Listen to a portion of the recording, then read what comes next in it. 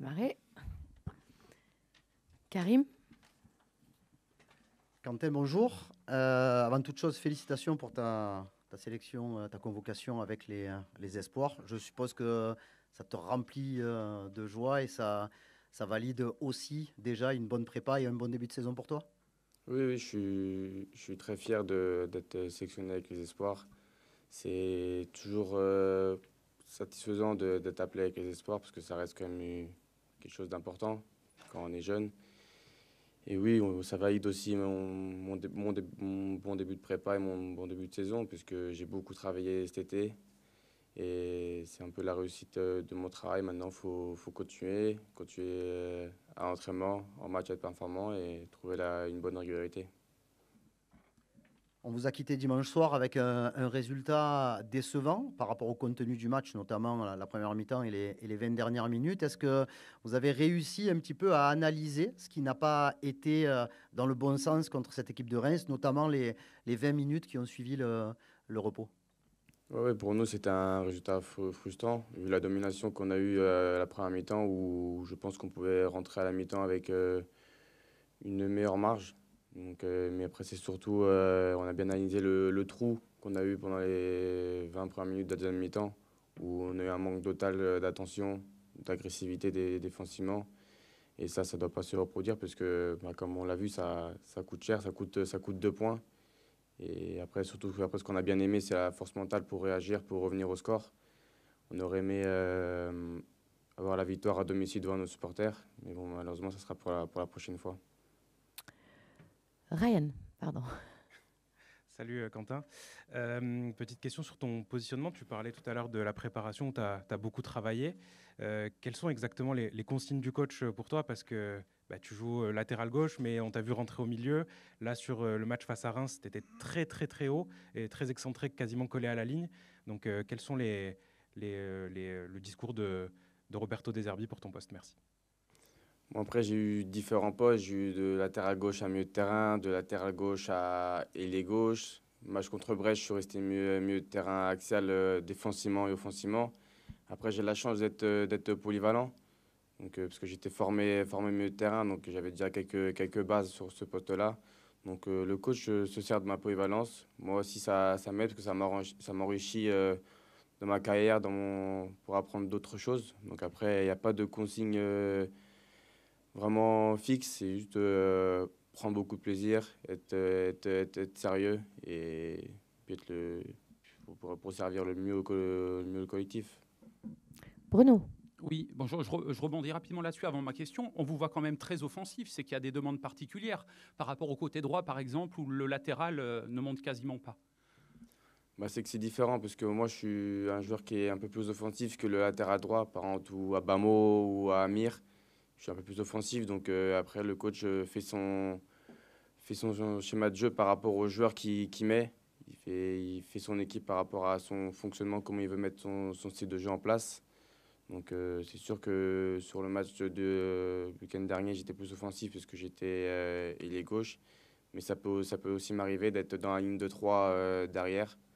Et moi, monter vers l'avant, je suis capable de le faire aussi. Et le coach a tout le choix de mettre où il veut me placer sur le terrain. Et vous parliez de votre excellent début de saison. Est-ce que vous avez l'impression qu'on a un nouveau Merlin par rapport à vos 6 premiers mois à l'OM, où c'était quand même plus difficile pour vous, notamment sur l'aspect défensif, dans une équipe aussi, il faut le signaler, qui ne tournait pas non plus super bien?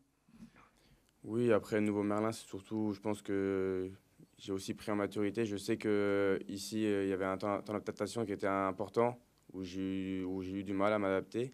C'est vrai, mais là, je pense que j'ai pris conscience que je pouvais réussir, je pouvais prendre beaucoup de plaisir ici et je pouvais prendre une place importante dans ce club. Jouer dans ce club, c'est toujours, franchement, il y a rien de mieux, c'est magique. Et pouvoir réussir ici, je pense que pour moi, c'est un rêve. Donc, je me donne beaucoup à l'entraînement tous les jours. Même en dehors de terrain, je commence à être beaucoup plus sérieux, beaucoup plus professionnel. Et ça, je le vois au quotidien. Je suis beaucoup plus performant. Donc, faut que je continue ainsi pour être le meilleur possible encore. Karim. Oui, 2 questions, s'il te plaît. La première sur l'importance de ce déplacement à Toulouse. On a l'impression, même s'il n'y a eu que 2 matchs, que votre style de jeu pourra vous permettre d'être assez offensif à l'extérieur. Qu'est-ce que vous attendez, vous, principalement de ce déplacement? Déjà, le plus important, c'est revenir avec la victoire, puisque on doit avoir les 7 points avant la trêve. C'est important de ne pas perdre des points. On a déjà perdu 2 points le week-end dernier. Là, on doit prendre les 3 points. On doit continuer à faire mal offensivement. On doit réussir à avoir un clean sheet. C'est important pour nous, les défenseurs, et même l'équipe en globalité. Un clean sheet, c'est toujours rassurant. Donc ouais, c'est beaucoup de plaisir et revenir avec la victoire pour partir en trêve sereinement, on va dire ça comme ça. Et tu parlais tout à l'heure de ta position, notamment contre Reims, où tu as joué quasiment ailier, collé à la ligne, en étant décisif sur les 2 buts. Pendant la prépa, tu étais plutôt latéral qui rentrait dans l'axe. À chaque fois, il y a une relation particulière avec Luis Enrique sur le côté. C'est-à-dire que quand tu dois passer derrière lui, comme ça a été le cas dimanche, lui rentre un petit peu plus dans l'intérieur. Vous avez pris quand même pas mal d'automatisme. Vous jouez beaucoup plus souvent ensemble que la saison dernière. Qu'est-ce que tu peux nous dire au niveau de cette relation? Par rapport à Luis, il peut jouer aussi dans le cœur du jeu en numéro 10. Son poste, c'est numéro 11, mais il peut aussi jouer en 10. Donc après, on a la totale liberté. Moi, si, imaginons, sur le match de Reims, je pouvais aussi me mettre en 10 et lui sur le côté. Donc ça aide aussi pour nous et ça déstabilise aussi l'équipe adverse parce que du coup, ils perdent un peu. Ils n'ont pas le même joueur toujours en face, c'est pas les mêmes qualités. Louis, c'est plus un joueur percutant qui va faire des 1 contre 1. Moi, un peu moins, qui aime bien retrouver les 1-2, les mises en relation avec mes coéquipiers. Donc après, pour nous, c'est une force parce que du coup, ça déstabilise aussi l'adversaire. Et puis, ça enrichit notre jeu. Donc la relation qu'on a avec Louis, franchement, ça marche plutôt bien. Maintenant, il faut continuer et on verra si on va continuer d'être performant. Gatien. Oui, bonjour Quentin. Je voulais revenir sur également ta position, notamment lors de la première journée à Brest. On t'avait beaucoup vu au milieu. Je voulais savoir à quel point un joueur comme Pierre-Emile Højbjerg avait pu t'aider peut-être dans cette tâche-là. Et on aperçoit déjà son leadership sur l'équipe. Est-ce que tu le ressens toi aussi? Oui, forcément. On connaît tous la carrière de Pierre-Emile Højbjerg. Il a joué à Tottenham. C'est un joueur qui connaît le très haut niveau. En première ligue, c'est un championnat qui est très très relevé. Il est en sélection. Maintenant, il a été nominé capitaine de sa sélection. Donc, déjà dès le début de la semaine, quand on a commencé à mettre en place notre jeu, j'ai vu que je pouvais être mis en place au milieu de terrain. On a beaucoup discuté. Il m'a beaucoup aidé par rapport à mon positionnement, comment se placer, à beaucoup se regarder, à être proche défensivement pour pas se faire casser la ligne, parce qu'au milieu de terrain, c'est un rôle très très très important. Donc on a beaucoup discuté, et même sur le moment du match, sur le terrain, il me parlait beaucoup, il me guidait beaucoup. Et moi, du coup, c'était un repère pour moi, donc je le regardais énormément pour être le mieux possible. Donc c'est quelqu'un qui parle beaucoup avec tout le monde. C'est un vrai leader, il a une grande place dans l'équipe qui est importante. Il n'y a pas que lui qui est leader, il y a plein d'autres joueurs, mais c'est quelqu'un qui aime bien parler, puisque on connaît tous sa carrière, son expérience, c'est une belle recrue qui va beaucoup nous apporter dans la durée de la saison.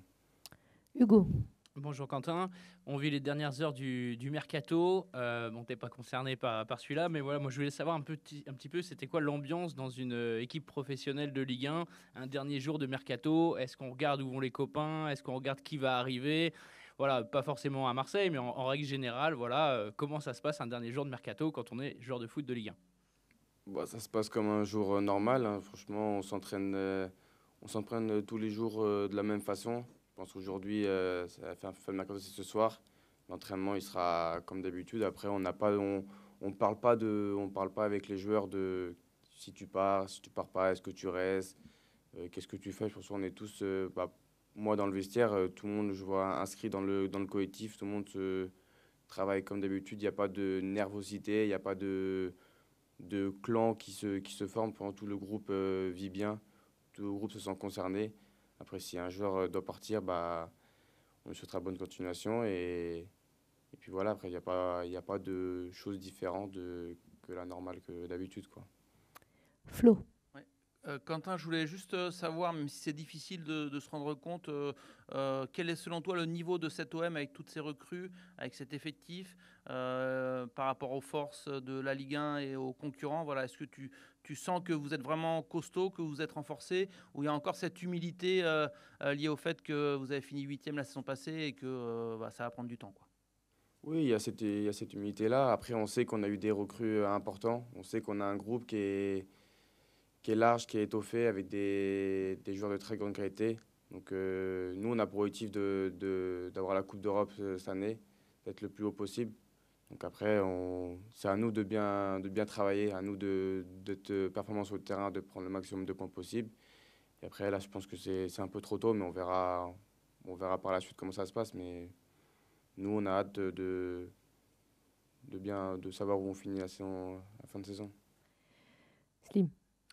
Salut Quentin, je voulais savoir, parce que tu parlais d'avoir gagné en maturité un petit peu, quel a été le déclic pour toi d'abord, et est-ce que tu es surpris d'être un joueur aussi important pour le système tactique de Roberto De Zerbi? Merci. Surpris, oui, non. Après, moi, je travaillais pour jouer le plus de temps possible. Je travaillais pour prendre beaucoup de plaisir sur le terrain, à l'entraînement. Donc, et après, prise en maturité, je pense que ça vient au fur et à mesure. Il y a le temps d'adaptation aussi qui rentre en compte. Connaître un peu plus le club, les environs, ça aussi, ça me permet de prendre la maturité, de bien m'adapter à la vie marseillaise. Donc oui, après, je suis très content d'être un joueur important aussi. Vous le dites, moi, je joue au maximum possible, je suis performant. Après, comme je dis, je fais mon bout de chemin et on verra où ça mène. Karim. Encore une doublette. Je reste sur ce thème. Tu parles d'adaptation parce que tu es arrivé au mercato d'hiver.